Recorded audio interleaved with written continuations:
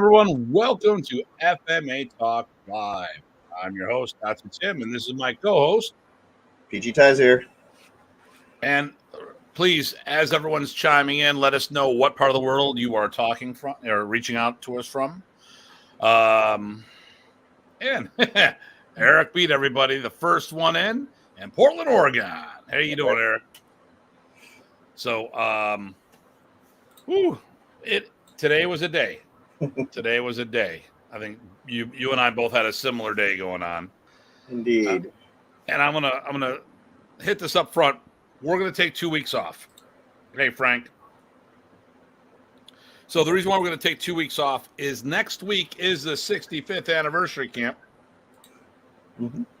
I know Joe Rebel is going to be there, or he's planning on, unless something keeps him from going.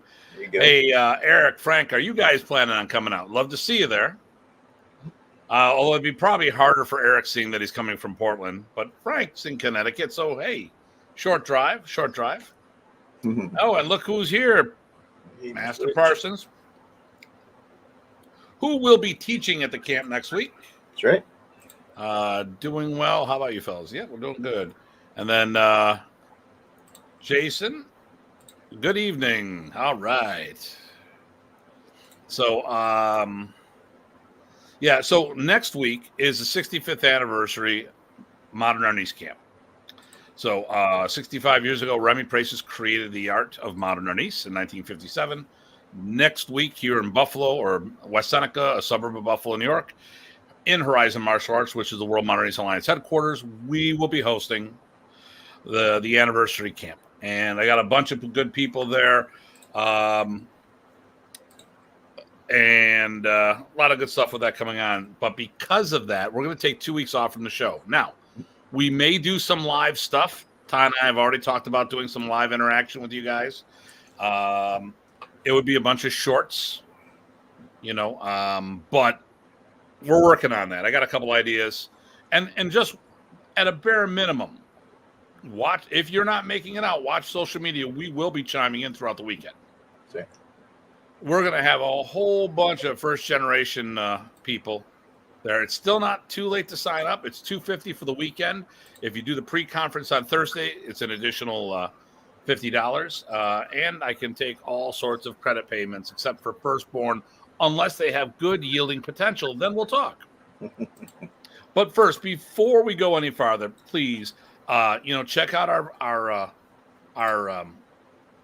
sponsors, which is Vulpes Blades, which should be at the anniversary camp, Modern Arnis University, and we should have, and then our feature event is the Modern Arnis Anniversary Camp. So, and attending this is going to give you a discount on a future event, which we'll be announcing at that camp.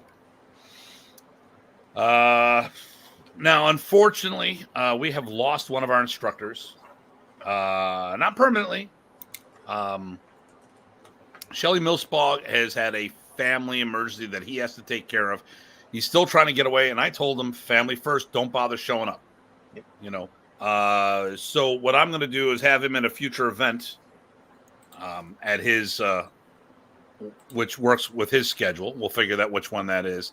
I might not even announce he's going to be there and just surprise everybody with him being there. I mean, that's probably it could be a better thing.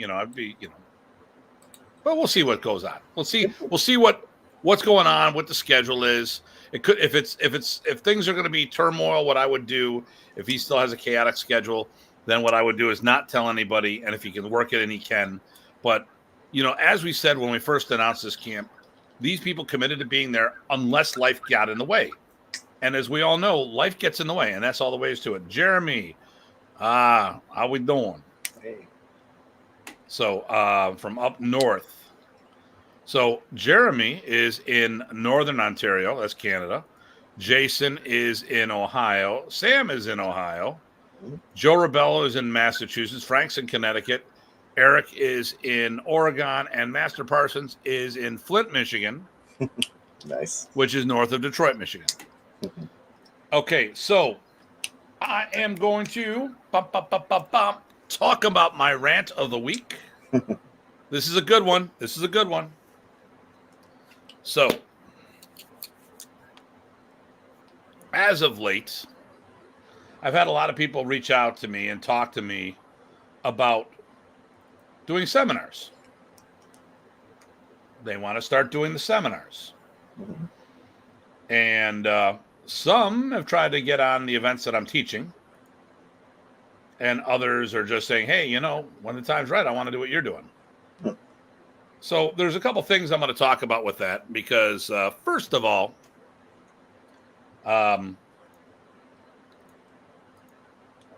I've worked very hard to get to where I am. Okay.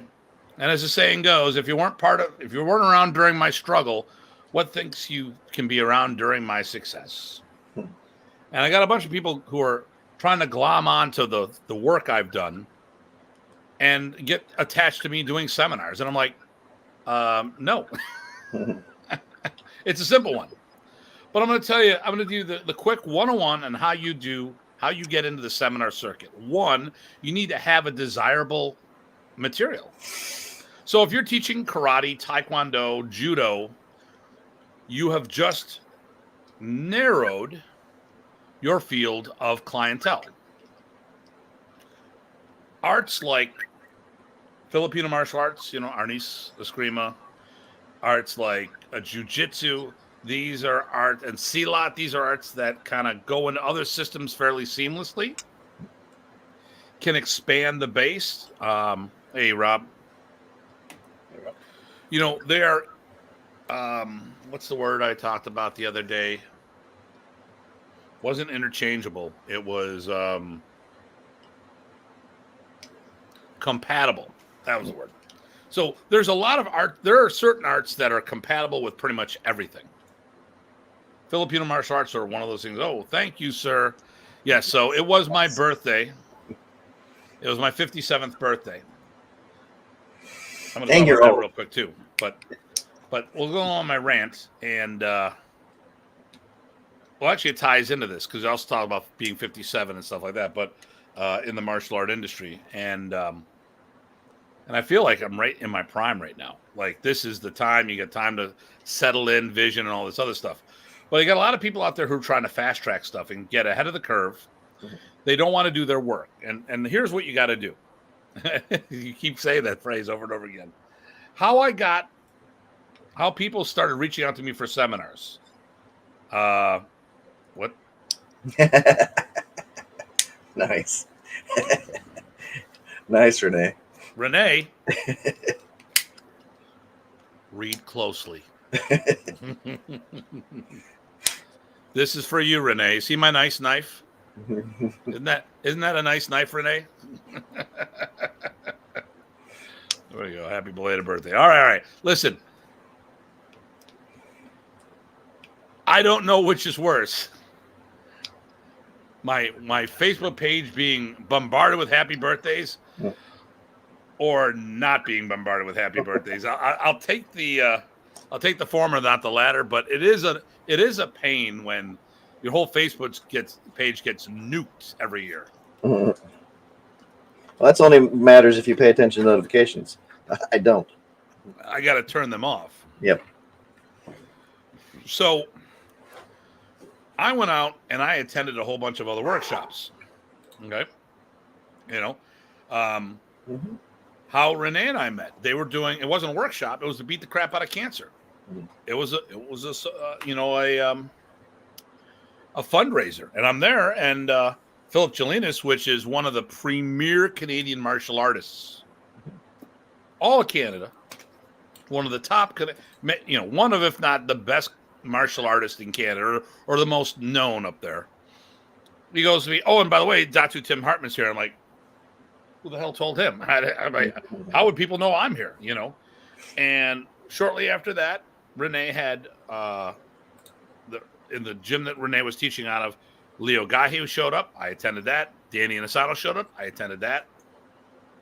And I got out there doing stuff. And I've been doing that stuff for decades because I still am a student for life.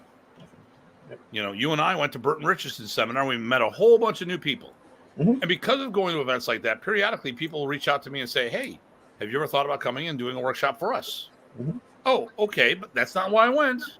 Right. I went to learn and train and add to my base. Right. But then you got these people who want to do all the seminars I'm doing, but don't want to do the work to get there. And at the end of the day, you need to have something that is desirable, a proven program, and something that is compatible with other arts and is a desirable. Like you can say, well, judo's is compatible, aikido's compatible, but they are not like GQ things at the moment. You know, judo. I would love to add more judo. I do, but the problem with judo is if you don't grow up with it, it hurts a lot. Hey, Bill is in the Philippines at the moment. Enjoy your vacation, my friend. You know, the nice thing about Filipino martial arts and Silat, it blends with pretty darn near everything out there. And when I say jiu-jitsu, I do Brazilian when I say this. I'm really sick of Brazilian jiu-jitsu because it's jiu-jitsu. It's not Brazilian, it's jiu-jitsu. The Brazilians do part of it, but the thing here is Japanese jiu-jitsu is you know, Wally J did wonders for the art. He got out there, he got it exposed, and these were arts that were easily to be compatible with other systems. But, you know, like if you're going to do Kempo karate, which I like, it's really only for Kempo people. If you can do Taekwondo, it's really only, you know, and just so on and so forth. There's not many arts out there that has that diversity. Not to say that arts don't have something to offer, but, you know, okay, so Taekwondo is known for kicking. There are good kickers in all arts. Mm-hmm. Yeah, I said Kempo. you know, so, but it's not, you know, I mean, who attends Kempo seminars? Kempo people. Yep. Who attends Shotokan seminars? Shotokan practitioners. Who attends Taekwondo seminars? Nobody. I'm joking. I got a lot of friends that do the partial art of Taekwondo. So, you know,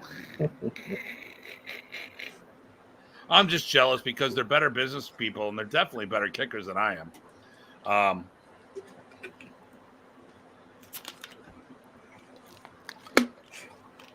But so that's my rant there. On a side note, at 57, someone asked me the other day, what do I, now that's good entertainment. Someone asked me what I thought. And Ty, we're almost the same age. Yep. Well, now see, you're a whole year older Stop for these it. couple days. See, now you're doing the anti-DA. That's right. No, I'm older. No. I'm the oldest one here. No. So Ty and I are a couple months apart from each other. So we're just 1 month. Yep. 1 month. Yeah. So I look at myself because I really didn't do this much prior, and like pre-COVID, things have, you know, COVID, it's changed a little. I have to get back in the gym. But when I was in the gym, I knew for a fact pre-COVID, I've never lifted as much weight as I have in my past. I don't have the cardio, which Janice and I have been working on a daily basis. So we're in 5 days a week doing our cardio. And I'm just I haven't changed my eating habits, so I'm going to lose weight. But I need to gain some of my muscle back. I've noticed that I've gotten larger. I've gotten squishier. You know, I looked at the scale. It's only a 5 pound difference, but I feel more than a 5 pound difference. Yeah, me too. You know, so, but still, I feel that at 57, I'm stronger than I've ever been because I really never pushed it when I was younger. And I know I'm lifting a hell of a lot more. Hey, Nathan, how we doing? Hey, Nathan. He's a Mr. Ninja. That's right. I know a secret, and you know what it is? I'm not going to tell you. Datu Fluffy. Nice. I don't have that many Hawaiian shirts to be fluffy, so There you go. but I do like donuts. So There'll be donuts at the camp at least one day, I'm sure. There we go. Yeah. So Jason Arnold was at the seminar I did in London, and he kept saying that, man, even now I'm still getting a better teacher all day by day, which either says I was really crappy or I'm pretty good. But, you know, I feel that I've gotten a better teaching, better understanding. We talk all the time about stuff when I'm doing seminars. And I think one of the reasons is that I don't let my ego get in the way. I'll actually ask you guys on a regular basis, hey, how was the seminar? What do you think of it? What did this resonate with you? Was that, well, you talked a lot this time. Okay, yeah. Did I go down the rabbit hole or was it educational? Because sometimes I start talking and I lose track of what I was talking about. But I tell you, at 57, I feel like I'm in my prime. I mean, this is like the best time for me. You know, once again, I'm not healing as fast. My cardio isn't what it used to be. But like I said, I'm stronger. I'm more efficient. I think I'm a little slower in some things physically, you know. But how do you feel about that? I mean, we're the same age ish. Yeah, no, I'm actually weaker, but I was a powerlifter for a long time, and I still do that, but I'm not near the level I used to be. But other than that, yeah, things are coming together nice, and I agree. I think I'm getting better as a teacher, and making links, and I like to compare too. Even when I was in super good shape, cardio and strength, that guy, I could take him now because I know more and do better and get the timing down. Well, what a lot of people don't know, Ty was a power. Don't you have state records that are still standing? I don't know if they're still standing, but yeah, I had a bunch of raw state records in a couple different weight classes and a couple different age classes in Virginia. Yeah. So he's not the normal guy. So yeah, I'd say in most cases, most people would have got a little different here and there. I think we all lose our cardio, definitely. You know, it's hard to keep up that cardio. I mean, you know, with minor injuries, I got plantar fasciitis and a heel spur, but all right. I think I'm done. You know, okay. If you want to do a seminar with me, if you're bringing nothing to the table, don't bother asking me. If you want advice, I'm more than happy to sit down and help people out with that. But at the end of the day, if you're looking for that quick fix, like, listen, I'm going to talk about Nathan Porter right here. Nathan, I've seen him in the trenches doing stuff. He's a favorite over at the Martial Arts Symposium in New Hampshire. He's out there doing stuff, meeting, greeting, talking to people. He's not afraid to put himself out in the comfort zone. And this guy has got mad physical skills. Yeah. Amazing skills. Yep. He's got better product than I have. See, he invested in the color. I'm just jealous of his fancy hips that work. Oh my God. And then he's flipping a walkover and all this other stuff, and like American Ninja Warrior to the 10th degree there, you know? Right. But Nathan is amazing. But the thing here is I see him everywhere. You and I, okay, we go to the symposium. Where else have we seen him? Alan Goldberg's event. Right. Constantly out there in the face of things. He's doing what he needs to do to be seen, get the visibility, and get on the floor. And he's so charismatic. Mm-hmm. You know, and that's what you got to do. Like I said, you want to think of it like a rock and roll band. You know, I listen to there's the two songs that have been resonating with me off and on through the years is AC/DC. It's a Long Way to the Top if you want to rock and roll. You know, which talks about the whole scene, and then Kid Rock does one. I think it's American Badass. I think the same kind of things. You know, driving around in minivans and all this other stuff. You know, you gotta start in those little dive bars and work your way up to the main stage. And, you know, it takes a long time to get that visibility. And right now, everyone's like, oh, listen, but I see what you're doing. Can I do that? Yeah. In 5 years. Mm-hmm. And I can take, listen, I've taken a lot of people underneath my wing, or I've given advice. I mean, I've given you advice. Do you think that some of the stuff we've talked about has helped you become more popular out there? Oh, definitely. Yeah. Pretty easy. You know, if you've done this stuff yourself, you there's things you learn, right? You don't know unless you learn it. So there's also tailoring it to you, right? You and I have different aspects on the floor, and that matters too.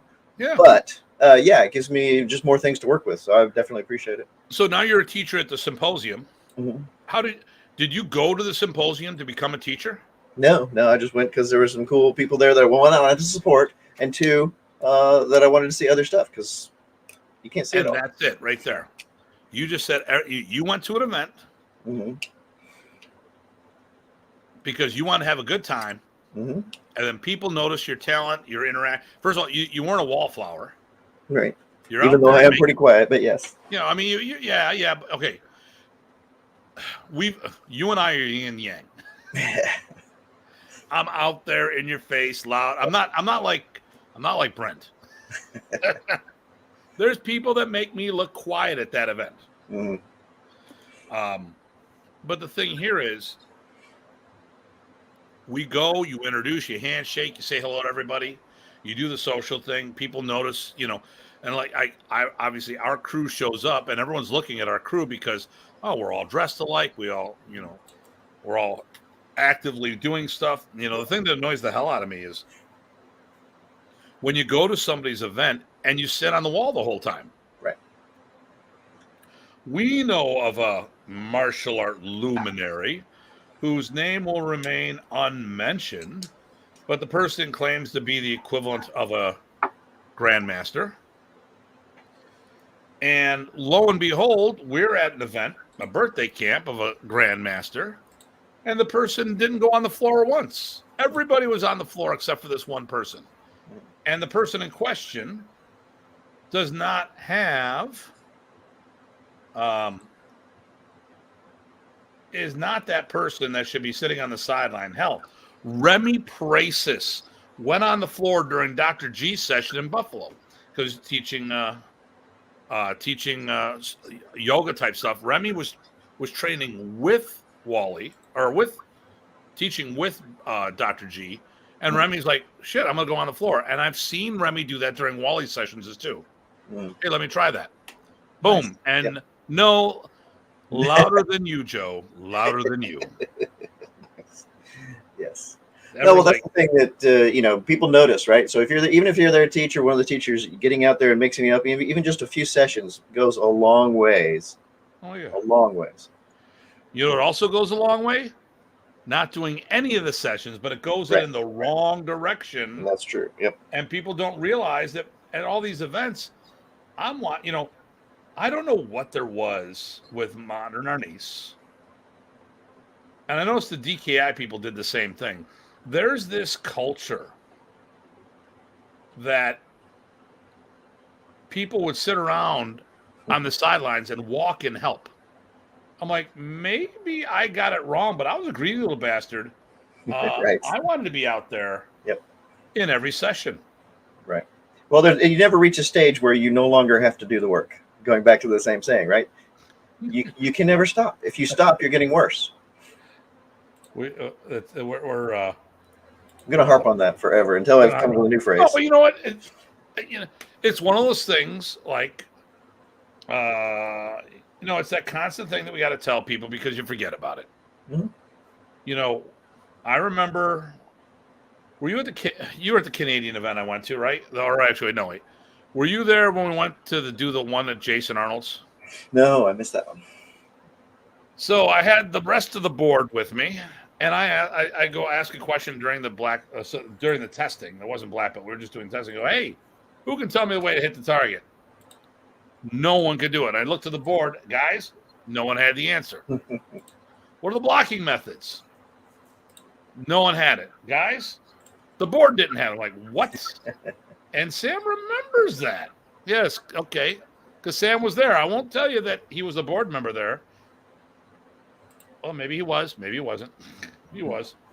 What I'm going to say is we were disappointed, we being me, that people didn't know this stuff.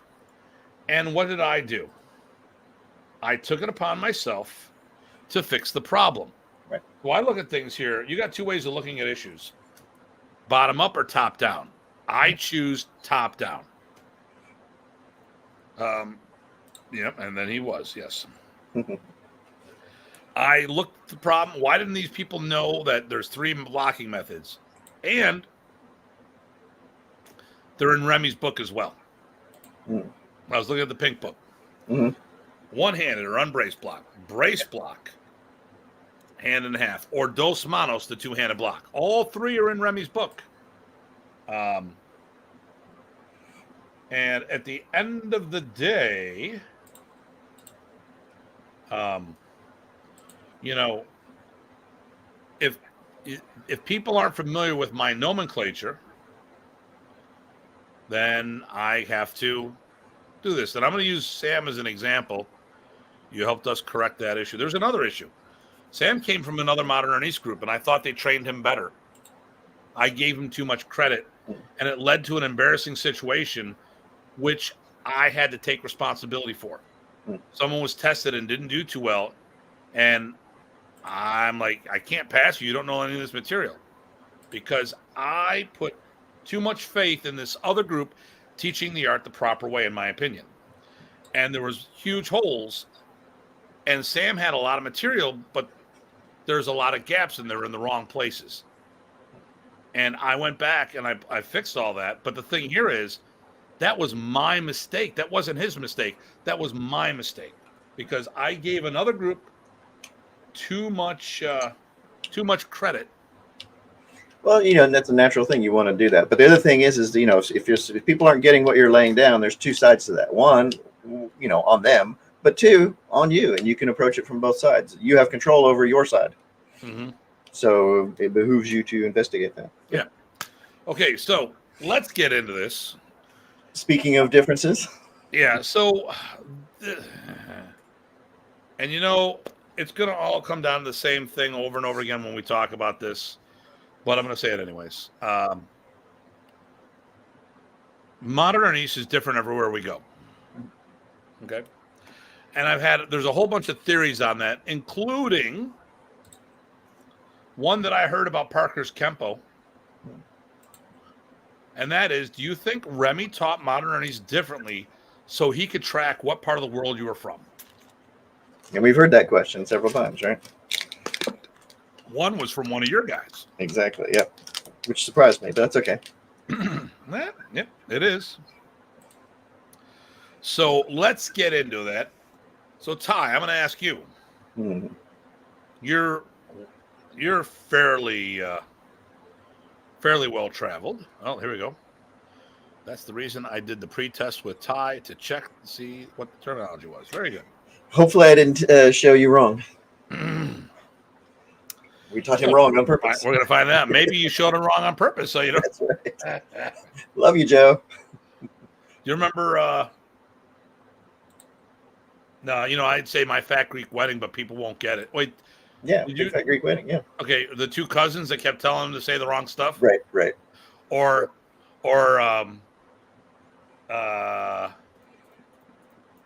not Endgame, the movie that led into Endgame, Avengers. I don't remember. Where they got all the gauntlets and they killed. So Falcon's walking up with Banner because he's a king. What do I do? Do I bow? Yeah, we bow. Right. And he bows. We don't do that here. Yep. Yes, we'll find out the 20th. What's an old kick flick, including even, I think, not They Call Me Bruce. I don't know. One of those ones. Kung Fu Hustle. Who knows? What does Frank say? Okay. Oh, here we go. Can you read that one? My glasses Sure. are a little off. Yep. Frank says, I work with some folks from Germany who started empty hand on Yoisa with sword hands instead of trapping hands. I don't know if they remembered it wrong or if that's how it was taught there. Well, was it taught there? I know in North America we were taught the empty hand forms. Okay, so talk about nomenclature. What does that mean? Sword hands. I don't know. Maybe it's the twin knife hands. I'm not sure. Can you expand upon that there, Frank? Or do you mean trapping hands with a sword? I assumed he meant twin knife hands, but we'll see. I'm sure he'll get there. Remember, there's a delay here. Yeah, I've got it set as a minimum, but who knows? Kung Pao. That's it. There we go. That's they taught him the yes. Kung Pao. Twin knife hands. Yeah. Huh. That's interesting. I know who that group would be. Right. Well, and that goes back to art within your art, right? If you're taught a series of moves, whether it's a form or technique, whatever, you're going to interpret it from your base. Okay. And if you're a often trained karate person, that's what you see there. You say, I see the connection, and I'm going to do it that way because of the connection that was underlying your interpretation of the move. So let's start off with the first goal. We've got on the table right at the bat, hey, it was taught this way to track what part of the world you're from. Right. Yay or nay? Okay, everyone, please chime in. I wonder if we can do a. Can you do a poll?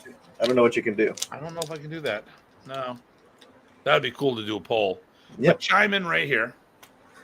Well, you do have it tapping into everybody's bank accounts, right? Okay. Shit. Oh, that was not. I thought that was on the side. Okay. Okay. No one's responded, so I don't know what the delay set at. We're going to go into it because we can't wait forever. Right. And I don't have enough topics. This show was supposed to be somebody else here, and it was a last minute thing, and then birthday, Mother's Day, and then day from hell. Good, actually, very productive day, but a lot of chaos. Okay.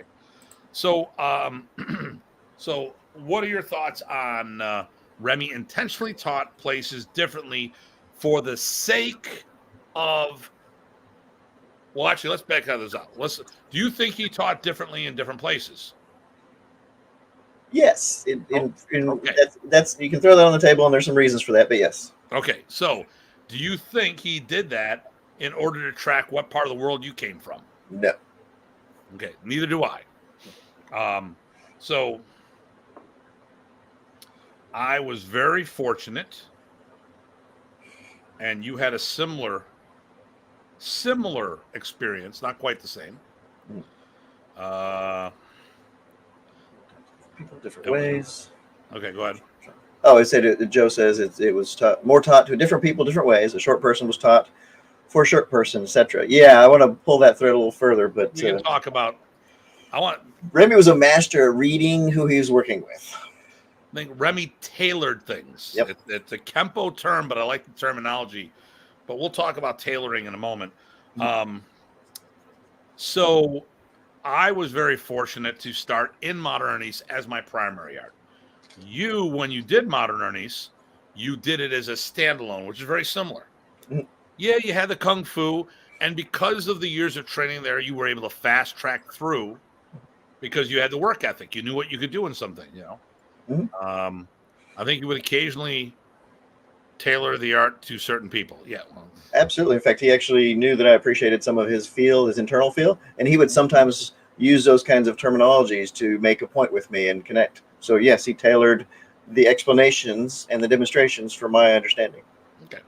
Like everybody. Yeah. So when I see things and having traveled around, I know he taught different in different areas, but I don't think he did that to track people down or to be able to trace origins, as opposed to that's where they were in the development or in their evolution. So as we talk a lot about, you know, you were ahead of the curve in Texas because of who was teaching you, a guy from outside of Texas. Right. You were ahead of the curve because when you started getting involved with Remy and the community, you had more experience than anyone down there. Oh, maybe, but it definitely stood out. So whatever that means. Yeah, I mean, okay. So Anding de Leon started in the Philippines, so you have to take him off the thing. That's right. Yes. But if great guy, by the way. The community as we knew it as a whole, or the people that came out of it at the end, you know, the Houston group, there really wasn't anyone down there that knew the art. Right, and they didn't get jump started by someone like Eric, like I did. Yep. Exactly. Dallas, I'm not sure what was going on up there. I know they were the first camp, so they had a camp 1 or 2 before I started. So there were some people there with some basics. Yeah. So, but for me, the way I look at it is that there are a whole bunch of. I'll have to look at this later. A whole bunch of people. Well, like I said, the seminars were okay. So Remy was seminar based, and his teaching was based on what the quantity of people in the room, what percentages did what. Yep. I was fortunate. We had, I don't know of a, I think Buffalo probably had the most amount of modern East practitioners per capita. I mean, look at, there was 11 modern East clubs in the Metro Buffalo area. Wow. You know, we'll see what we got here. They could talk more investment. I agree. I don't think it was for tracking purposes. Okay. Here, why don't you look at this one here? What do we got here, Ty?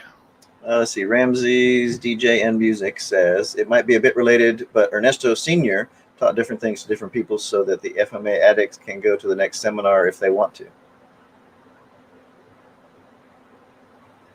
So prep, give them the tools to play with other people, or so that he could bring them into his next seminar because, hey, now you've got something I can build on. I'm not sure what the intent is there.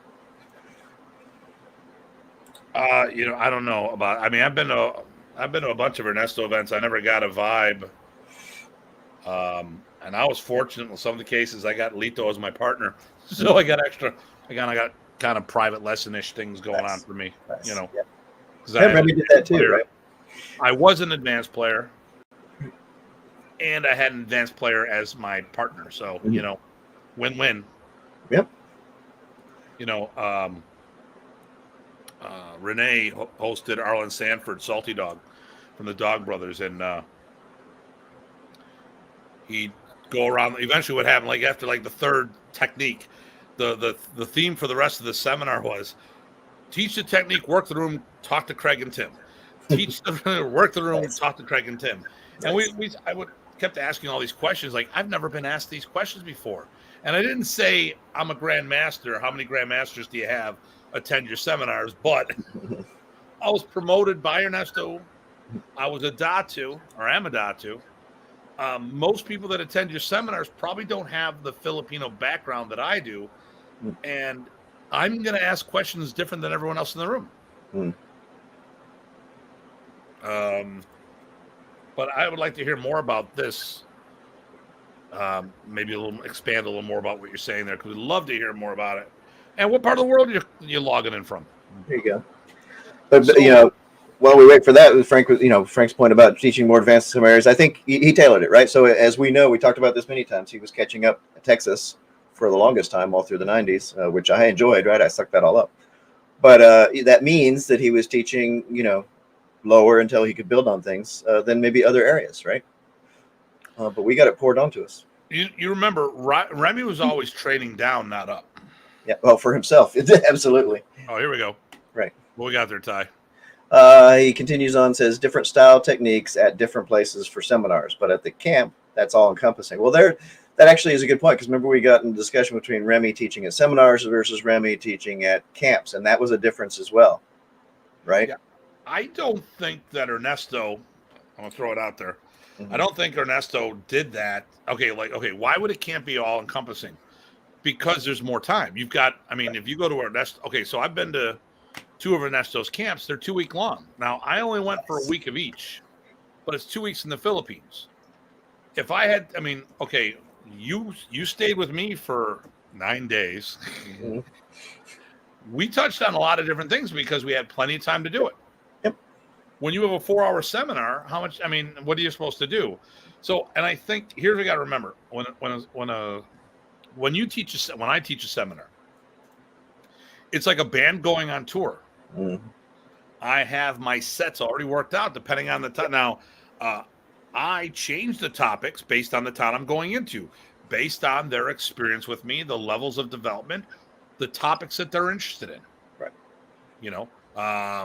So when I went to do London, Ontario recently, I did the Astig combatives, more of a street approach, but I also did study of movement and skill development, but tied it in and talked about, when I really do this move here, is this really going to happen? All right, but now we're here. Let's point out why we're doing what we're doing. And the big thing is, I think, and one of the things I want to really push with the brand of that is that, sometimes I was watching a guy on YouTube today while I was putting some racks together for the school, and I got some cool storage racks. Ooh, storage racks. That's so important. Well, it's cleaning up my back room, so it's really important. And Ty's seen my back room. Needless to say, it needs a little cleaning up. But so I was watching one of the JKD guys out there, and they talked about a whole bunch of things, and they're talking about certain footwork and all this other stuff, and the person starts they're doing obstruction removal into obstruction removal into obstruction removal into obstruction removal, and I got it. I got exactly what he was talking about. But if you were just watching this and you didn't have my background, you might think that people actually are going to keep countering and countering and countering, which is ridiculous because it's not. The video is basically why I don't do disarms. Well, okay, I get it. It's easier to hit and all this other. If disarms happen, they happen. I get that. I train disarming not to do the disarm, but if the opportunity arises, how to take advantage of that reference point.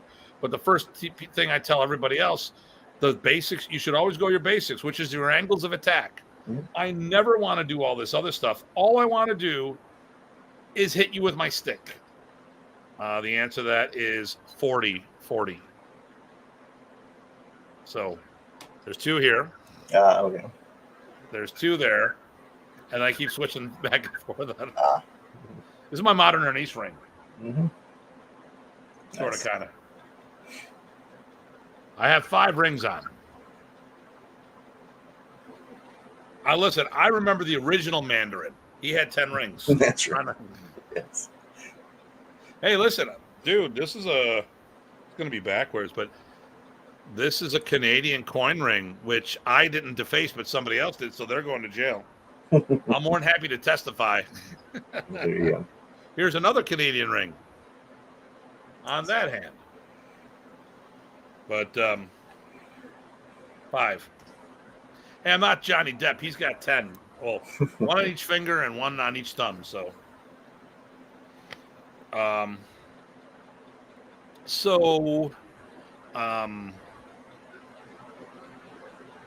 but I digress. I think, when you're on seminar tour, when a band goes on tour, they can't play every piece, depending on if they got multiple albums out there, they might not have the time to play all the music. Yep. And if it's just one album after another, then it becomes a listening party. You can do that at home. So they take the most popular, they take the newest sets, they mix them up. Remy always did certain things. You knew you were going to do single and double Sinwali. Maybe do a little reverse in heaven. These are the things you knew that should be rolling through there. Trapping hands. What? Trapping hands. He started getting away from that. Right. It would phase in and out. Yeah, because he taught a rotating curriculum, and and sooner or later you go back because people were supposed to be practicing in between, which is going to be part of this conversation right there. Right. Part of the reason why people may have seen different things. They came in a different lull, or maybe they never did their work, so they never got to go further, etc., etc. So think of this as a circle. Or let's say 5. Let's say it's 10 modules. When you get to the beginning, what do? You repeat. It's like the Jeet Kune Do logo. You had all the circles that go around, and then you start all over again, start over again. Well, that's what Remy taught, And people were supposed to be doing their homework. See, there we go. Doing your homework. There you go. I can't say do your work every single time. But I mean, really, what? Okay. Ty and I both bumped into these people. Hey, how have you been doing? Oh, I haven't seen you here, Tim. Oh, great. John, how you doing? I'm doing great. Blah, blah, blah, blah, blah. Hey, can you help me with the form? Sure, no problem. Blah, blah, blah. So, John, how much training you've been doing since the last camp? Haven't picked up the stick since. So I think one of the biggest problems is this, and actually George Dillman said this. You may have been in the martial arts for 30 years, but have you been learning and growing those 30 years, or did you stop at the 5-year marker and keep repeating your 5th year? How many years you've been in school? How many years did it take you to graduate high school? How many times did you repeat it because you didn't get it? How many people do that 8-year program to graduate college, and it's only with a bachelor's degree? I used to get so frustrated with those people because to me, wasn't that I was doing the work in between, which I was, and I was happy with that. But it was to me, it was insulting that they, to themselves and also to Remy, that they went to this camp, they got all this material, they could have worked on it, and they just let it flop until they see Remy again next year, and then they expect something out of that magically. Well, I could go the other route and say how, okay, from a greedy bastard point of view, these guys ticked me off because they were wasting my time. Yeah, well, that's the other side of it, yes. Because I mean, let's think about this. So I remember somebody asking, well, we never really do all this other stuff. Remy doesn't do a lot of stuff when we come to Buffalo. Why should I go support the event? Well, first of all, have you ever thought about asking him a question? Like saying, hey, can we go over something? Oh, I don't feel comfortable with that. All right. I'll tell you what, I'll ask Remy. Oh, okay, no problem. So Remy took a bunch of us to the side, and we did it. He took all the black belts to the side, and we did the modern age black belts, and we did extra material. Yep. Now, eventually, we got brought back in. Someone said, well, we went back in. Well, yeah, but you know what? We did a bunch of stuff, and then he put us back in. But then I'm like, well, you should shut your mouth because you hadn't been practicing your material since the last time. Why are you wasting my time? Because I'm paying good money to be here, and you're holding me back. Right. I'm a very firm believer of continuing education credits. Yep. Absolutely. Yeah. We used to get asked, hey, is this all you guys do? There you go. No, but we do take it seriously. And I guess it showed. Thank you very much. I cannot tell you how many seminars I went to on the road, and it looked like the seminar, it looked like the very first seminar I ever attended.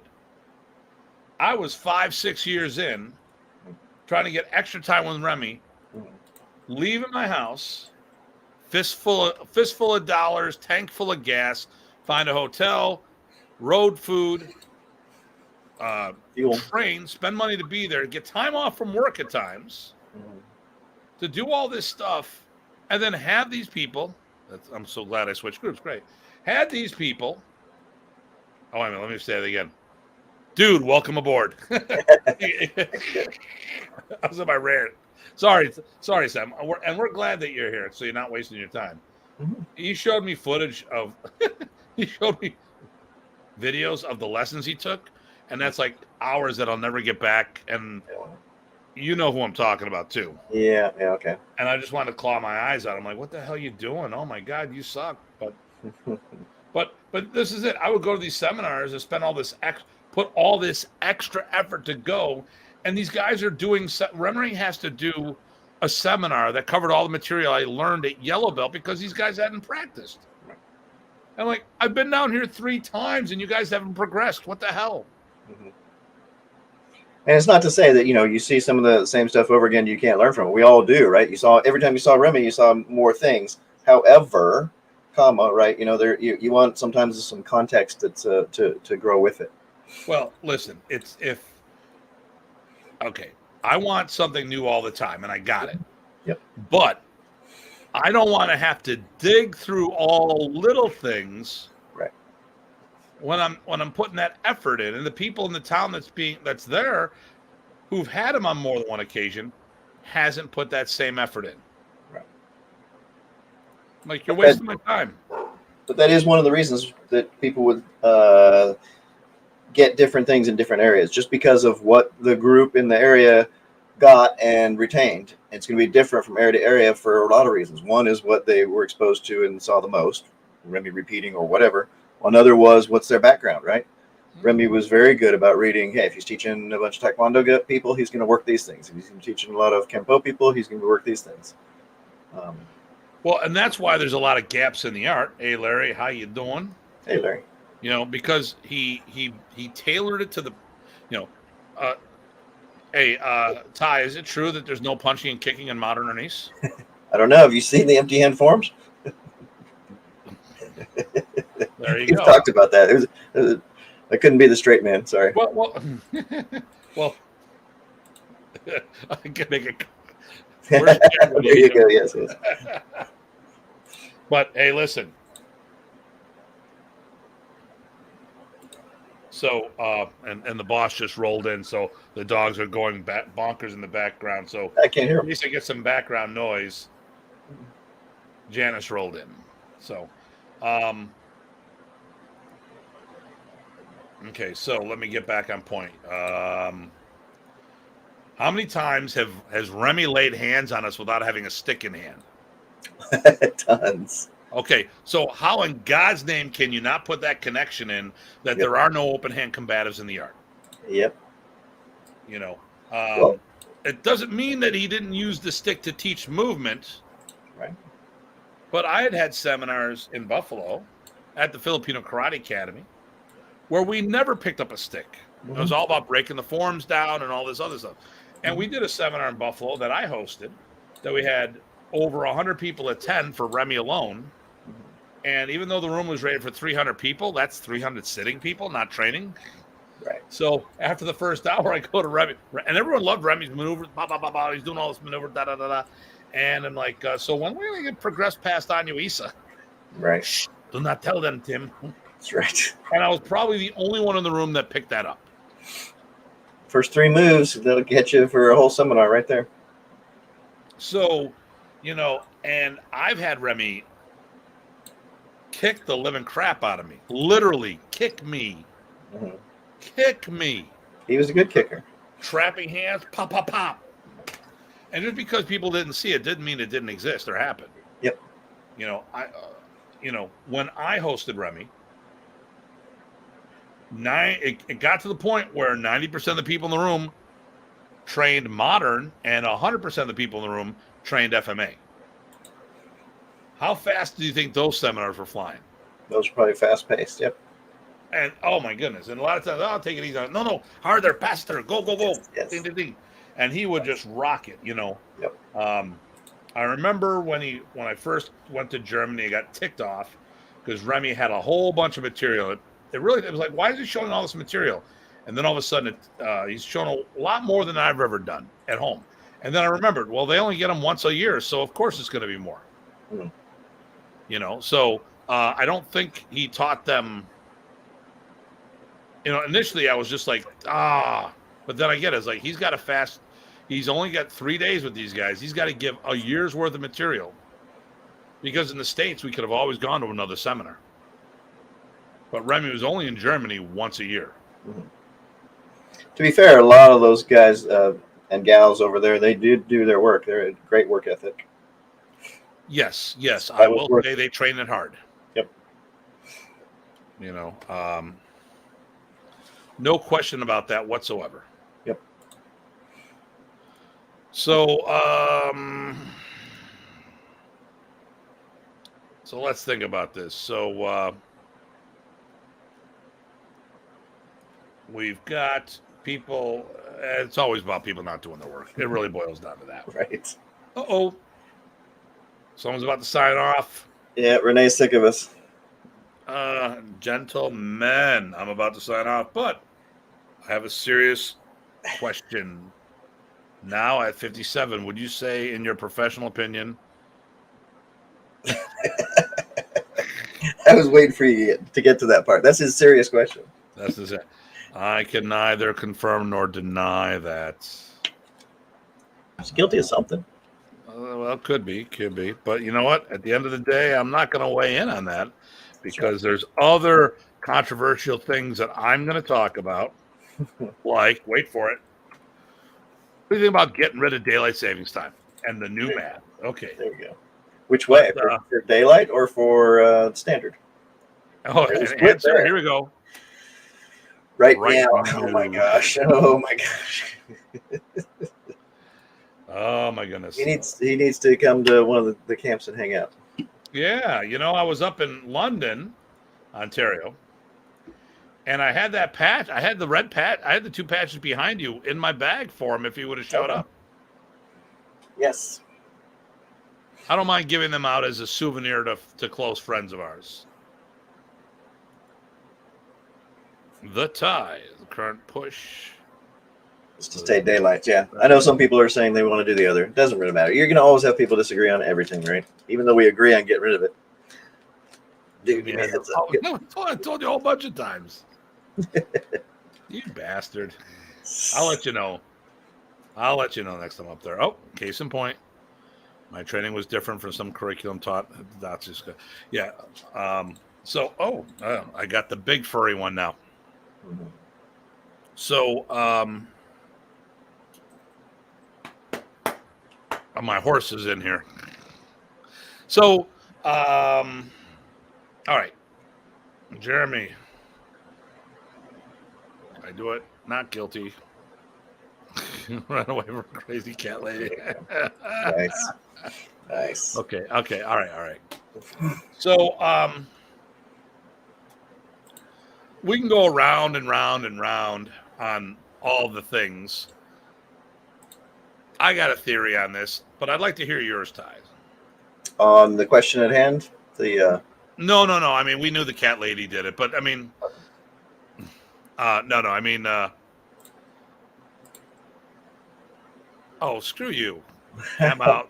nice. Meanwhile, my fave person and Tim. Okay, all right. Take care, Renee.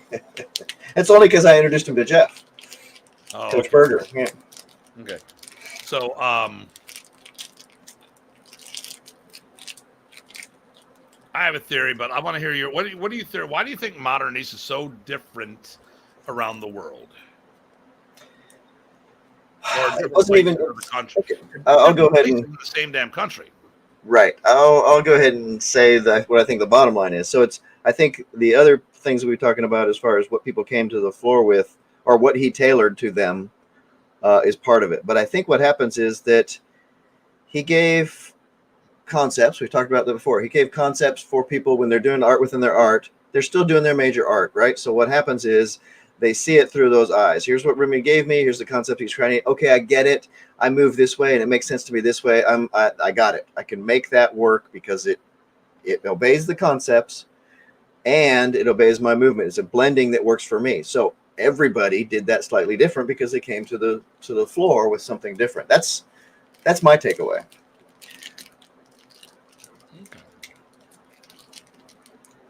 Okay. I was kind of looking for a. I wonder if I could.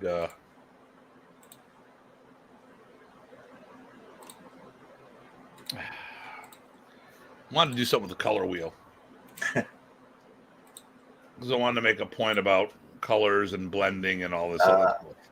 Or your mixology.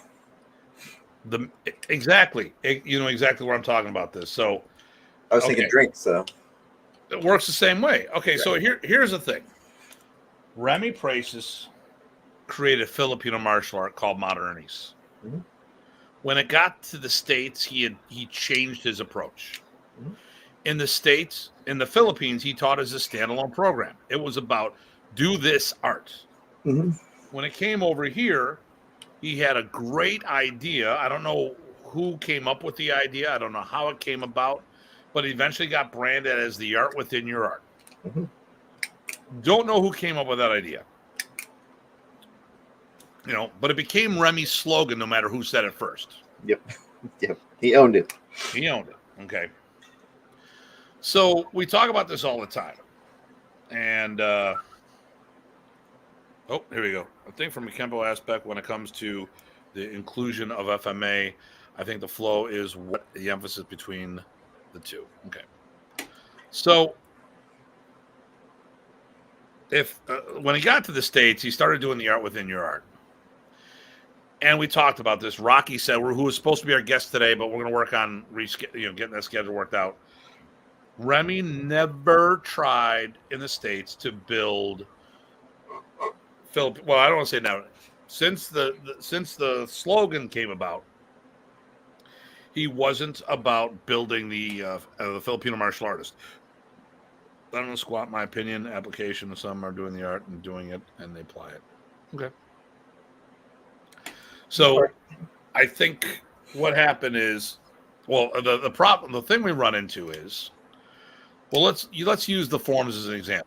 You go into It's so funny because when Brian he was on FMA discussion, he talked about how Saturday night was a knockdown battle at the camp because people argued about the form. I don't remember that because Remy just had me take over and teach the forms the way they were supposed to be done. End of story. He said, all right, if you're going to this camp, if Tim's at the camp, Tim's teaching, do it this way.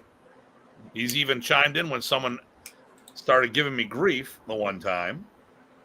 And one of the forms, it's arm bar and then we double punch. But some people do that arm bar as 3 punches. And I said, listen, I don't care if it's 2 punches or 3 punches, but if a technique is completely left out, like the beginning of a pot, trapping hands, elbow smash, come back fist, side kick. Some people were dropping the back fist. And this guy started giving me shit. Well, how do you say this? And he was just being a jerk. And people even came up to me afterwards. He's being a jerk. Remy walks in the room. You do it Tim's way or don't do it at all. I'm like, okay. Like, okay. I guess we're doing it Tim's way. And that was for an event for the record. Yep. And that was at the Michigan State Summer Camp. Right. To record them ideally for the record. Well, this was early. This was like 91. Oh, okay, yeah. No, this was long before. Well, I was thinking of that the other time that happened as well.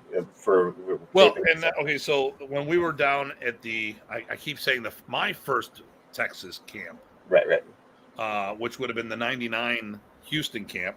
Right. Remy was going to do some filming, and I was doing the angles of it. We were all doing the angles of attack, practicing, and then Remy came up. He looked, and he goes, "Do it Tim's way," because the way I was stepping and switching the feet on every angle, because that's the way I was taught from the ground up. And then people started debating about it afterwards. And Kenny Smith, to his credit, goes, "Listen, if Remy says do it Tim's way, we should be doing it Tim's way." Mm-hmm.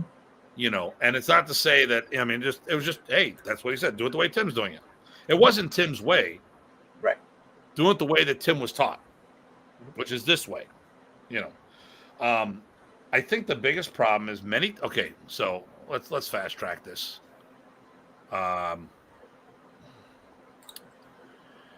Many times the wrong people were put in charge. Remy had a team in the Philippines that would help him teach.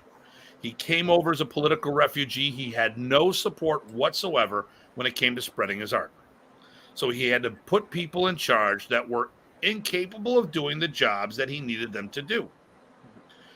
That is how you and I got hooked up genealogy-wise. Mm. So who was your teacher? Starting Eric Alexander. And then... All right. Yep.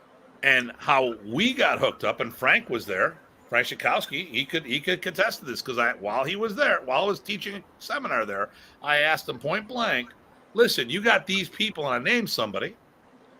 Why not reach out to him? And actually, I said, well, you got Richard Roy right around the corner. Well, you know, Tim, we've talked about it, but we wanted to use Richard, but Richard openly said he's going to put as much Tai Chi as possible in the art. And we didn't want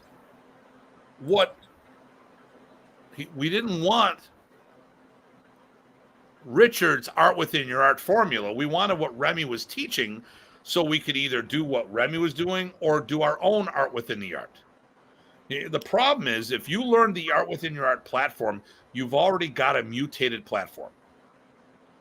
You know, I was talking to somebody about this, and, you know, I think a lot of times Remy settled because there was too much of the person's original DNA, and they weren't going out. Because if your rank is the art within your art, that means you're doing your art with a little FMA blend in there, or do you think I'm off on that one?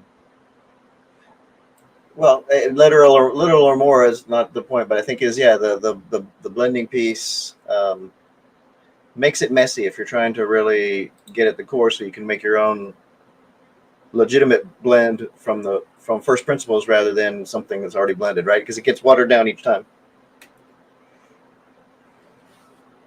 I don't want to. You know what? I don't even want to say watered down. It becomes a different thing. It becomes different. Yeah, watered or new or brand new. You know, vodka or whatever. It doesn't really matter. Something improved. Right. Yeah, because people will take it negative. There's people out there who'll say, "What are you trying to say?" It's going to be migrated, right? You know, yeah. When Remy shared you X, and you combined it with your stuff to make it X prime, and then I base my stuff on that, it's going to be X prime prime. There we go.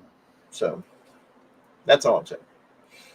Doesn't mean it's better or worse. It just that's the evolution. Evolution happens. You know, you get a pickup truck, Chevy pickup truck. Okay, you got a 2-wheel drive, you got a 4-wheel drive model. They're very similar. A lot of the parts are interchangeable, but they do two different jobs. The 2-wheel drive truck is going to be on the highway all day long, but it's not going to be out. Like my dad, I used to. I grew up on a farm part of my life. Every summer, I was baling hay and doing all this other stuff. Mm. You did not do that with a 2-wheel drive truck where we were doing stuff, because if we only had a 2-wheel drive truck, we would have been stuck, which also meant it drove differently. It shifted differently. Even though it was a Ford pickup truck, F-150, the 2-wheel drive and the 4-wheel drive model were two different trucks. And I said, well, it still drives the same, and you still do this. No. No different than saying a Boeing 747 and a B-1 bomber. Well, they both fly. Yeah, okay. So what kind of payload does the 747 have, And what's the capacity, occupancy, passengers of a B-1 bomber? Completely different animal. But, I think the problem here is, or the thing that led into why is the art so different, is that Remy was a mixologist. Mm-hmm. Using the drink aspect, Remy showed people how to blend multiple systems together. So you are so what he would do is say, all right, like a bartender, how many different drinks can you make out of Jack? Oh, there we go. This is a good one. That's a very good one. Yep, BMX bike and versus a mountain bike. They're both bikes. You're right. They're both different. Mm-hmm. Can do similar things, but they're different. Like the Harley Hogs and the Buell. Mm-hmm. The Harley, the Cruise. What's a good one you want to say? Just like we Fat Boys, what everyone likes. Okay, Harley Fat Boy versus a Buell Racing. They're both the same. They're both owned by Harley, but they're completely two different bikes. Right. The closest would be a Sportster with a Buell, but even still, there's a ton of mods. Yep, for the Buell. Yep.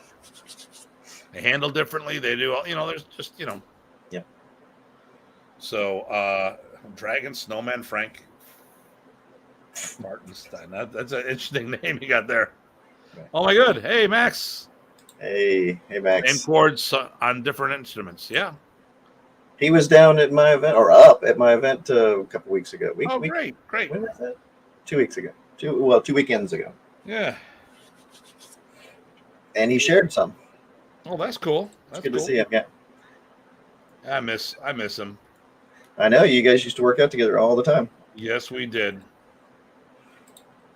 I think, but ultimately, I think the reason why the art is different is that, well, I think Remy had to settle for who was helping him. That too, right? If when you have somebody to work with, it does change how you're going to show things, or what you're going to show, what you're going to emphasize, et cetera, et cetera. And listen, and any of you guys, okay, so if anyone has been in the other side of the equation,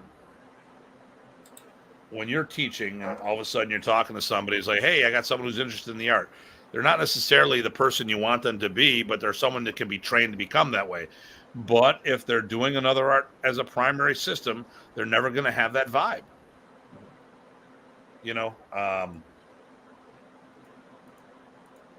When you're doing, most of the people who did Modernies did it as a secondary or tertiary system. They didn't commit to the art. They did it as an add-on or a side gig. Case in point, how many people left when Remy passed on? Right. We lost huge amount of numbers. Yep. Why? Because they weren't there for the art. They were there because Remy was there. And when Remy was gone, they left. And I don't blame them. Okay. But a lot of people, what they did is they left and they took the art, they blended it into what they were already doing. And, how many times have we seen stuff and watched huge technical errors the way Remy would have had it done? Mm-hmm. But it works for them because they're blending it with something else. Okay, here we go. You can read this one. Let's see.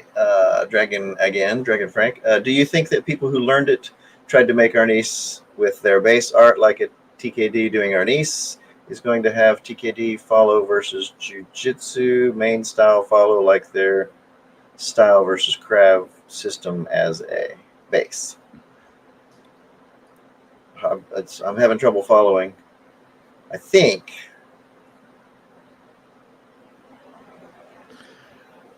Okay, flow. So here, let me see if I got the question right. Are you asking that no matter what their base is, they're going to do the art more towards their base than anything else? And if that's the question, that's exactly right. Yep. And it's normal. But here's the thing that's I've been bouncing my head off the walls, and people are. If we want to continue Remy's, okay, let's put it this way. Let's flip it around. We want to continue Remy's teachings, right? Mm-hmm. So, what do we have? Yep. Oh, I got that one. There we go. I talk Dragon, Snowman, Frankenfartenstein, whatever lingo. We're brothers from another cousin's, mother's, sister's, fiance's friend. But anyways, if we want Remy's teachings to continue, what do you think we need?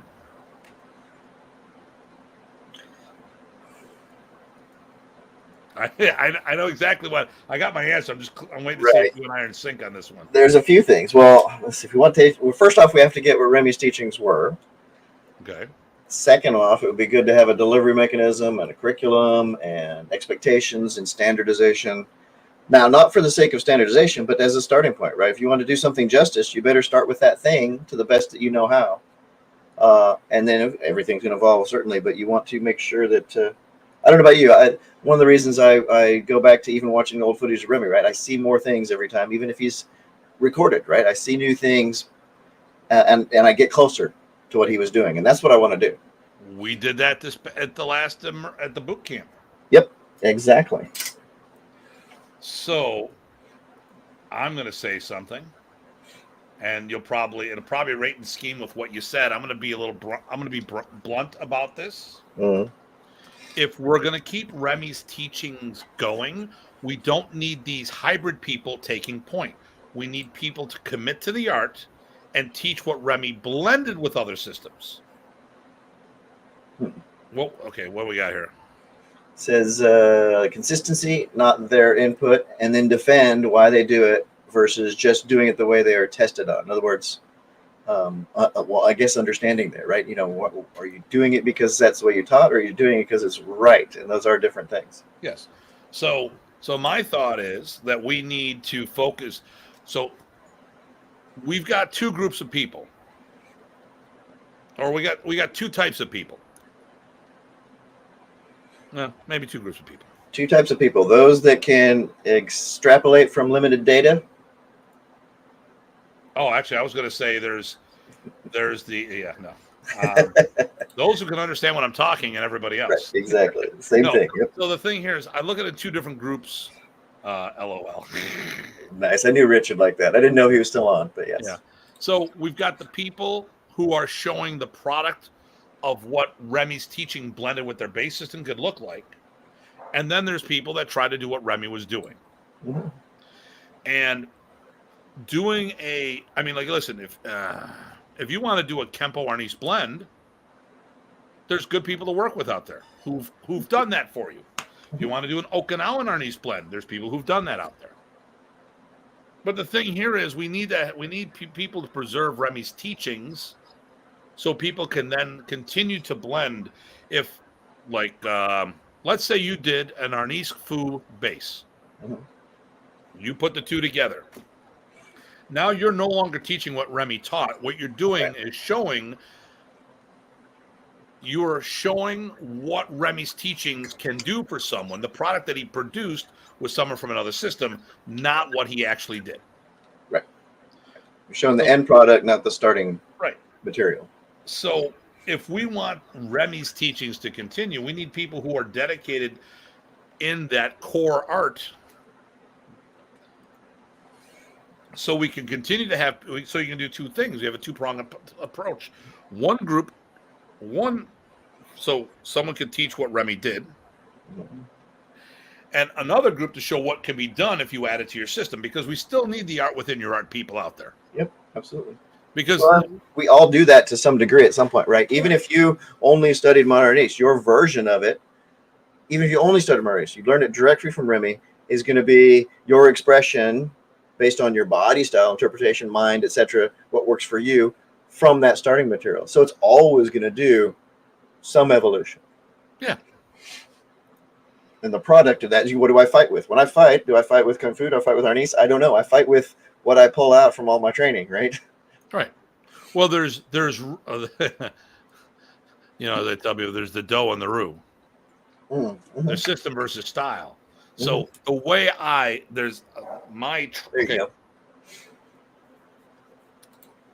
teach Remy Praeses Arnis. That's the methodology. How I express myself on the mat is style. Yes. And I think people get confused with those all the time. What's your style? Oh, it's Tim Roux. Table roux. But no, that's a great way of putting it. I really like how you said that. You know, but I mean, that's my swagger. That's wearing my rings. That's wearing my hair. That's, you know, I'm really digging the glasses during the show. On the mats, I like it without the glass, but I just, you know, I was kind of thinking about that earlier today. But you know, we all have our swagger. That's style. But the methodology, the training, it's Remy Praeses Arnis. And if we want the art to continue, we need to have people represent Remy Praeses Arnis as they need to be the go-to people to teach Remy's teachings. I think you know, and maybe them overdoing it there. But well, it's not. And some people get over worried. They're like, "Oh, you're doing it just preserve the tradition." It's like, no, I really respect what he did, all the work he did, all of the dues that he did that we can't reproduce. I don't want to lose that, right? So, at the starting position. Let me ask you this: you've seen me. Okay. We met in '99 face to face. Now it's 23 years later. God dang. Yeah. I'm going to ask you a couple questions here. Mm-hmm. Do you see evolution from what I've done back then to where I am today? Yep. Now, here's the hard question. With that evolution, do I represent Remy's teachings? I think so. Okay. But I like what I see, so I'm probably biased. Well, but that's why we got along in the first place. There you go. Well, I didn't say I like you. Because we were capable, we liked each other. Well, no, I didn't say I liked you. I said I liked what I saw when you do stuff. Screw you. Oh, here we go. What's this? Is it possible for people with previous martial arts experience to isolate Remy's system, or do we have to think from a fresh view? No, I think we can. Possible, yeah. But here's the thing. You have to commit to that, though, or you have to be aware of it. There are students of Remy that no longer do their primary art. Mm-hmm. Would you say that's accurate? I think so. Started another system and have really committed to doing the art. Yeah, definitely. But here's the thing. I don't think that they tried to sterilize their DNA. Mm. You see their base art still in there, and they don't represent. Okay, so here's a good one. I'm a second degree black belt in Kun Tao and Sikaran. 2 separate arts. Mm. I'm up in Toronto, and I'll tell people this. I'm with my teacher, and I'll tell people belt for belt, I'm not the guy to look at. Look at my classmates. Because I came in as Datu Tim. I had decades of experience. I can do all the moves, but I am not the best example of the art. Some people move better in the art. But we had a couple gatherings, and I was pointing out, and Mark and I were on the side. He's my teacher. And I'm like, that's wrong. That doesn't look right. That doesn't look right. And here's the thing. I had a mental image in my head of material. So I'm watching people in the room, and I'm like, okay, that's not what I see when I do it. So cued mark. Is my picture wrong, or are they doing it wrong? Either way, we got to fix one of these. Either they're doing it wrong, or I've got it wrong. If it's me, let's fix why I'm wrong. Because I like when I see something different, I'm like, am I doing something wrong here or what? And a lot of times, I am working on stuff and I'm trying to do things and I can't get something right because I don't have that example of these other systems that I'm training. You know, like because so when I did my Balint walk, I did remote training. I drove to Detroit monthly. Right. So it took me a while to develop some partners that I could really work with, that I could get past doing single techniques with. When it comes to Kuntao and the Seekeron, once again, I'm going up to Toronto. Took me a while to get in there. Now I could do all the moves, but I don't necessarily had the right vibe for the Kuntao and Seekeron. And I remember my classmates are like, Tim, you seem to be like very high in your stance work, almost like you're doing walking stances. I'm like, okay. And then they came down to a Kuntao gathering at my club, and the person in question, I happen to have a 50-pound weight vest sitting there, and I set her up. Like, oh, this is going to be really good. Hey, Tim, what's this? Funny you should ask that. And I put the 50-pound weight vest on her. Start doing your forms. You know the funny thing, when we added 50 pounds to the little Filipino girl, her stances got a lot taller because she couldn't be so low. And I sat there and said, now listen, this is how much I weigh. Am I 100 pounds heavier than you? Yes. So double the weight I put on you, and let's see how low you can stay. So genealogy is a huge thing of how martial arts were developed. I carry a lot of weight, so I can't do these low stances compared to people who are smaller than you. Also, environment plays a lot. You know, Okinawan martial arts, there's a lot of sliding of your feet because of the terrain that you're on. You know, other arts, it's a little different. Like the Silat, the thing I was always told is that you're in a rainforest, you're going to fall down. So we just start on the ground and go back right from there. What's this? Taru about if my picture was right. Is that Datu? Or is that somebody else? I'm sorry I have to leave, but hey, great to talk to you, brother. Mm-hmm. But I think the problem here is that, you know, if we're going to get things going, you know, I mean, okay, so I think people can look at the moves and mentally tear that apart. But if we've talked about this before, where you've got people who are intentionally moving like Tai Chi or Kempo or Judo or Karate and not attempting to get that visceral, that feel. Mm-hmm. But, okay, let me see here. I'm gonna just take a quick break here. I'll let you continue. I'll be right back. Yeah. Yeah, so continuing on the idea of the feel of one of the things that me and my top student noticed when we first met Tim in 1999 was that we had noticed modern guys and gals were not moving like some of the FMA or other FMAers that we saw, and we were wondering why that was, and we wanted to be able to do that. And then Tim shows up in Houston, and he moves like that. So that was a major point of our conversation over there when we first talked to him, and that stuck out to us. We wanted to get that feel, get that move, get that understanding, and make it do it as justice, right? It's standalone justice, and try to make sure that it was consistent with all the other principles. Mm-hmm. So you remember that conversation? Yeah. So, you know, like I said, I've looked at some people and they just don't move right. Yes, that was Datu. That's what I thought. Okay, combat. There you go. And no stance needed. Yeah. There are no stances. There are only steps. There's steps. Yeah. So, you know, like I said, I'm not trying to poo-poo other people. But, you know, I look at it my own when I say these things, I look at it my own thing. I can when I do my Kuntao and my Sikaran, it took me 4 years before I became a black belt, let alone to work up to my second degree. Because I still get the two confused. You see, I think Sikaran you're black then first degree. I think Kuntao is first degree or vice versa. I haven't seen my Kuntao instructor since COVID. It's been over 2 years, so it's kind of hard to which I want to get back to. So I came up, I busted my ass. And my instructor did something that was really cool.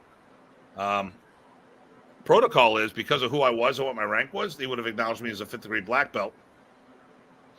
That's what GGM Carlito wanted to do, and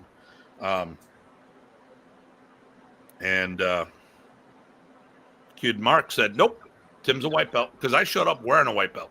Mm-hmm. He was like, when I showed up my first class, "Tim, where's your black belt?" It's in Buffalo. "Why aren't you wearing it?" "Because I'm a white belt." Yep. I did the same thing. Okay, good. Yep. And he told me, he said, "This if we promote Tim to," and then a month later I met Grandmaster Lanata, and he found out about all my travels and how far I travel for training, because it was doing a 4-hour round trip and then all this other stuff every month and all this other stuff. He's like, "We should promote him here." And like, no. Mm-hmm. But he met me, he liked me, and that is the protocol. Mm-hmm. And in the end, if I would have gotten promoted that way, I probably would have blown them off. Mm-hmm. But the thing here is, I'll be the first to admit that doing the art and doing the art justice are two different things. Mm-hmm. And I am a strong advocate of those two systems. I help promote those systems as best as I can.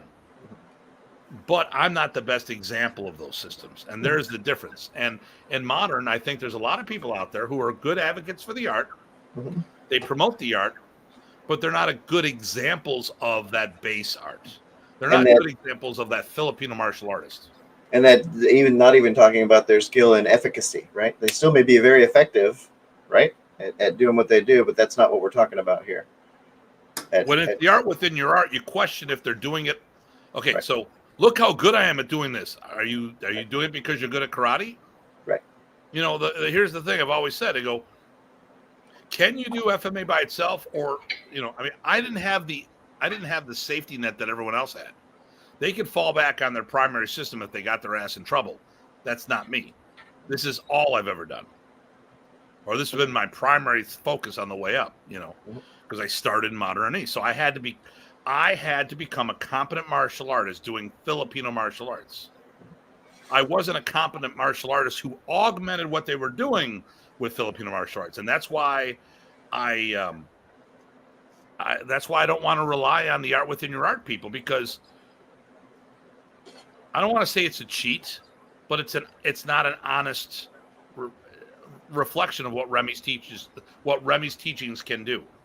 Mm-hmm. You see how he could blend and improve someone. You didn't see how he could build someone. Because really, besides me, and like John Bryan and myself, actually John Bryan came from something else too. Besides me, who did he build from the ground up? Mm-hmm. Or I'm sorry, let me rephrase that. How many students out there were built by the modern Arnis teachings from the ground up? Mm-hmm.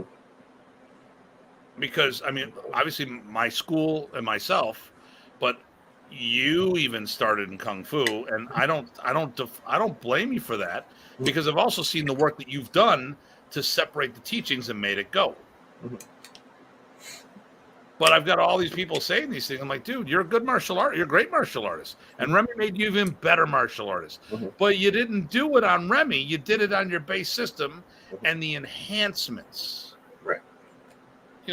Grandmaster Ron Browning, anything he touches, he's amazing. Right. But there's a difference between seeing the results of what Remy can do and seeing and being able to do what he can do, right? If I can grow people the way he grow people, that's what I want to be able to do. Yeah. And then the results are the results. But I don't want to start from those results and then miss something. Yeah. I've had some racial comments thrown at me because of this idea of purity, comparing me referring about my Right. German ancestry, which I take very, very personal, especially from the person who was saying it, because there's a racial bias there as well. I've also had to hear all these other. Well, let's not go down that path. But the thing here is this: I'm trying to talk about how. I mean, if you're doing something from the ground up, is different than doing it on somebody else's skill set. We'll look at this. What is that? Let me see. I once got a hamburger at a Chinese restaurant, and it tastes like hamburger at a Chinese restaurant. Nice. People have a hard time fooling. Yeah, and so when Kung Lee first came out on the scene, remember Kung Lee, the MMA fighter? Yep, he was in some cool movies and series too. So, he fought at a qualifier for the Sanshao tournament, and you could get points by pushing people off the stage, because there would have been back in the day spikes that you throw your opponents on and they die. Fortunately or unfortunately, they didn't have that aspect going on that day. Right. And they had this other guy he fought against. Now Kung Lee, they went through. They were the title. It was like they had all these elimination matches. Him and this other guy. This other guy, he goes through. He's done Greco-Roman, Brazilian Jiu-Jitsu, Judo, blah blah blah, Sanshao. So this is Kung Lee. He's done everything under the sun. I wanted the other guy to win, because the other guy, all he ever did was Sanshao. Now Kung Lee fought the rules of Sanshao, but here's the question: did he do it because of his other training or his Sanshao fighting? So I'm more of that purist mindset of, trying to build it, doing it off of the art. I mean, like I said, what's your default? If I can fall back, if I was a champion kickboxer and I learned the sticks, and every time I got in trouble, I'd fall back on my kickboxing, what does that prove about the art? Oh, it shows how well I can integrate stuff. That's bullshit. It's cheating. But maybe that's just me. But so I think the reason why the art is the way it is that Remy had a whole bunch of people that did their best to promote, but maybe not. They weren't the best qualified to do it, because he was building on somebody else's DNA. I don't think that there was a methodology to track where you came from. And I think there's what Remy wanted the art to look like, but he settled based on what it took to get the art spread. And this is also how he supported himself. So, when you live out of a suitcase half your life,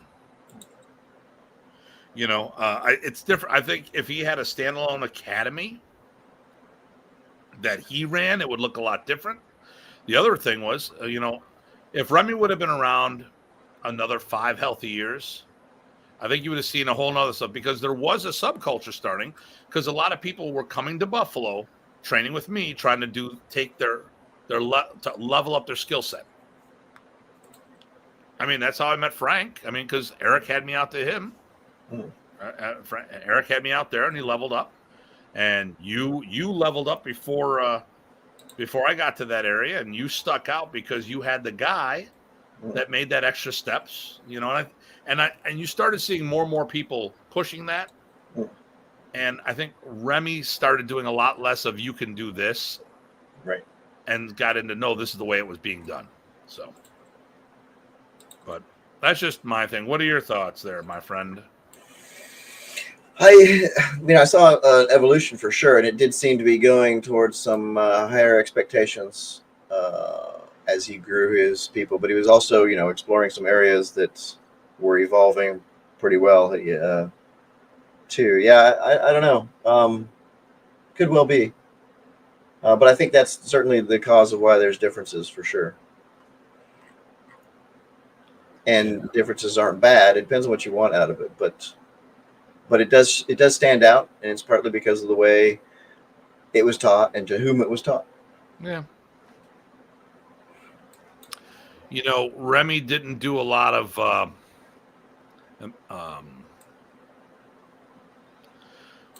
culturally speaking, there was a lot of hands off on certain things.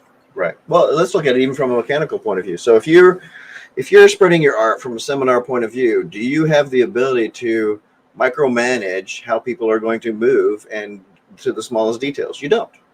Right. So you have to give them the big concepts, the big pictures, the big things, and that's the best you can do. And he did that great. Yep. And a lot of people did a very good job adding to their base. Mm-hmm. But we have to remember, when you see the art within your art, that shows what he could produce in a hybrid program. Mm-hmm. Not necessarily. So, and if it's the art within your art, we're talking about ranking as an example and stuff. Well, we already know that part of that is going to be your main art.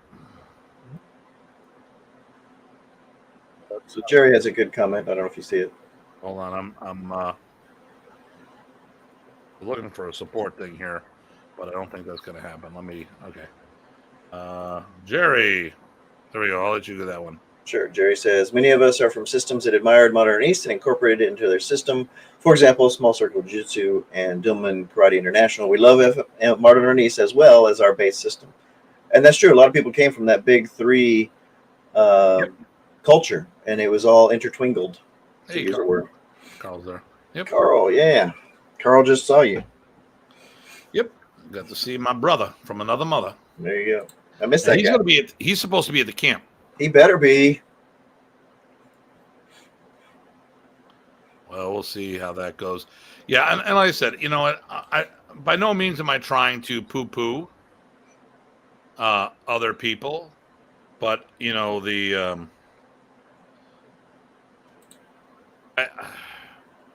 just think that the problem is when you have that fusion, that hybrid program, it just doesn't represent what Remy does. It's a good example of what he could promote or produce. Mm-hmm. And he had a lot of diversity. Do you notice more similar looking than the same in the States and Europe? So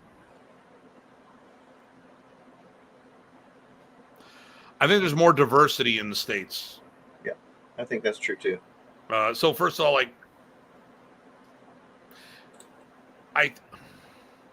so there's two German groups as an example.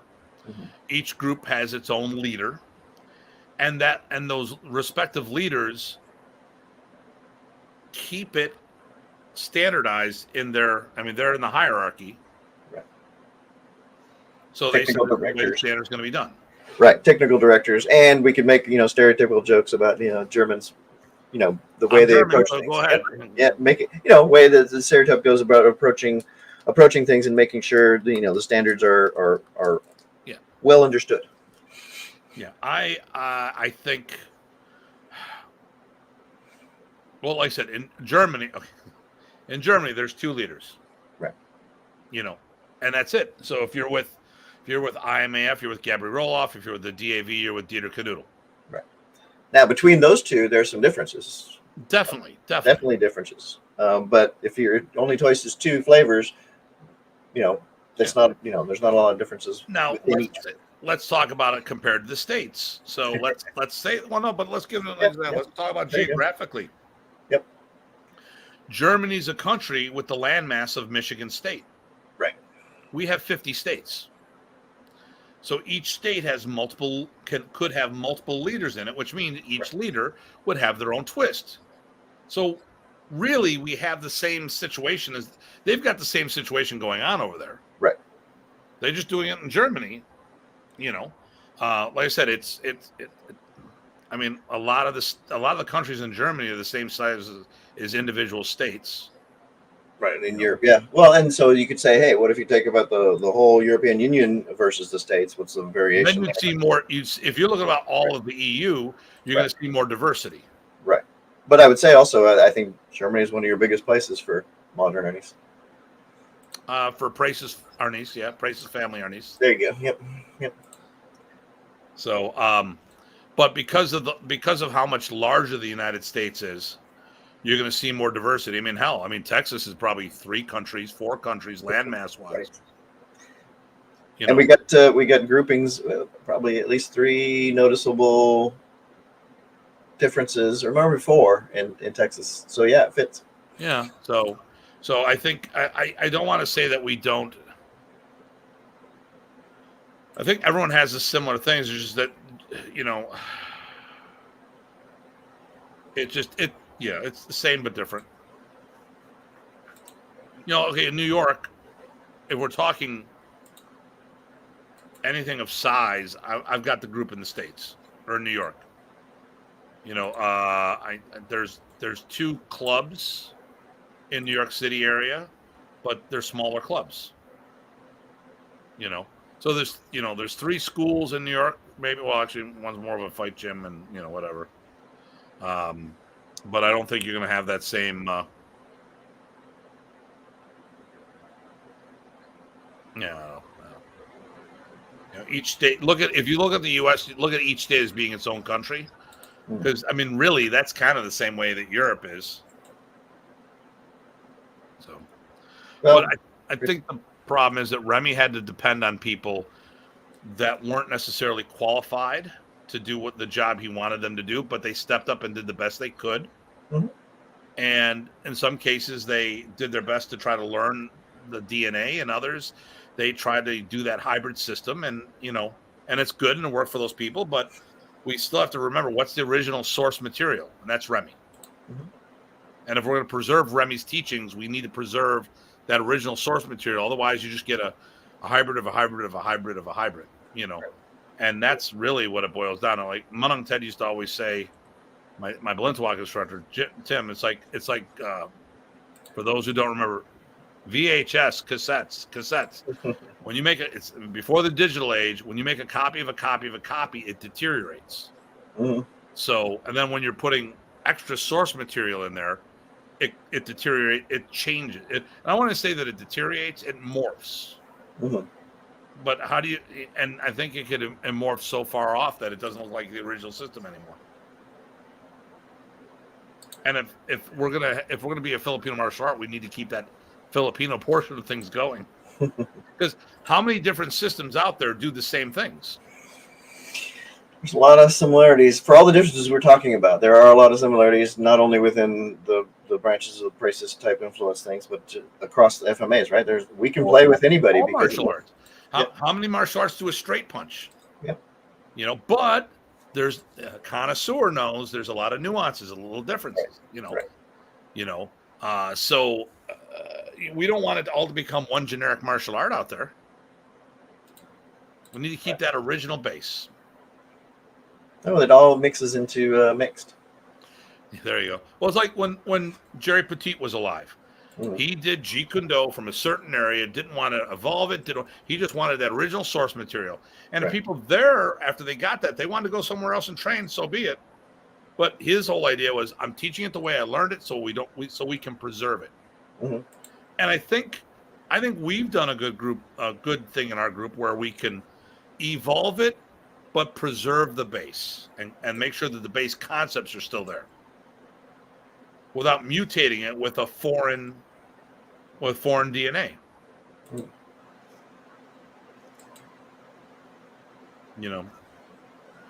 But that's just my thought. Do you have anything else, or are we good? I don't have anything else. Plus, like I said, I think we reached a good place, and I think people are chiming in and have chimed in and seem to get what's going on. I liked a few comments there. I appreciate that, guys. Yeah. I still want to know where Dragon Snowman Frank Fartenstein is from. What part of the world, you brother? What part of the world?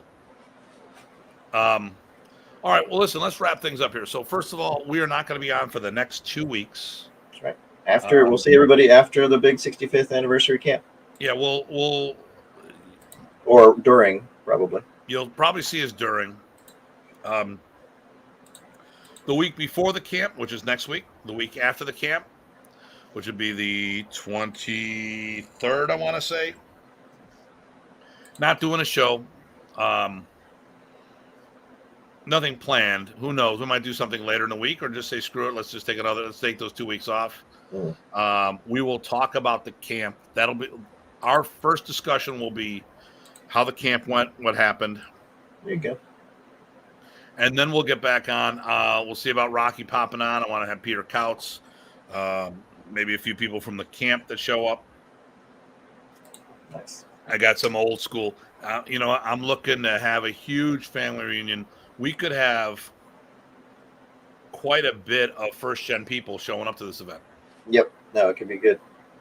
It will be good, but it'd be really neat to see who does show up. And listen, we still have room. Thank you, Eric. We will have a good camp. It's not too late. There's still plenty of time to sign up for the event.